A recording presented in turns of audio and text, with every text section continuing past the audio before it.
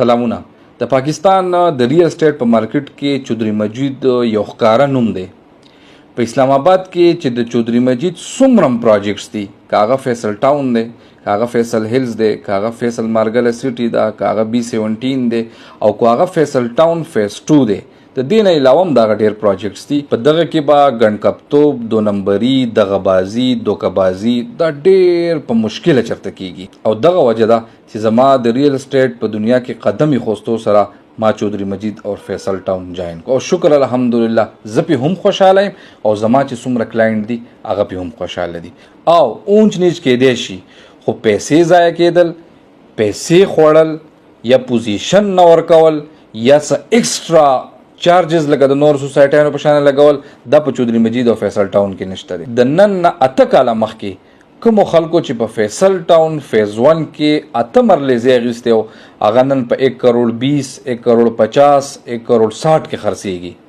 لہذا همدغه سچویشن به د فیصل ټاون فیز 2 هم جوړیږي. په فیصل ټاون فیز 2 کې یو 2-3 پلاټونه داسې دي چې هغه زموږ سره نن سبا راغلي دي. ډېر بهترین پلاټس دي، دغه لوکیشن هم انتهایی زبردست دی او ورسره ډېر په کمو پیسو میلاویږي. ریټ انتهایی مناسب دی. د وارې پلاټونه دي، 3 پلاټونه دي. کم پلاټونه دي زه تاسو تاسې جنرل یو ښیم چې دا رنګ روډ دی، هله فیصل ټاون نقشه دا رنګ روډ دی، دا ټلیا انټرچینج دی، دا موټر وی ده. په دې کې دا اورسیز بلاک دی.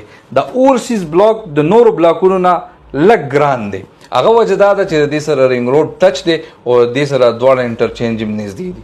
په دې اورسیز انکلیو کې، اورسیز انکلیو 4 کې تاسو ته ښکاري دا 8 مرلې پلاټونه راغلي دي. نو یو خو دې ته د پارک، مسجد، پلی ګراوند او وړوکې کمرشلي دا مو ته نږدې دي او ورسره د اورال لوکیشن هم ډېر زبردسته دی او ریټ که مې درته ووې نو بالکل به منې نه. لہذا څوک هم چې خپل انویسټمنټ سیف ساتل غواړي یا په فیوچر کې په فیصل ټاون فیز 2 کې خپل کور جوړول غواړي نو هغه د دې نه مخکې چې دا 3 پلاټه دوړه شوي زموږ سره رابطه وکړي. الله پامان.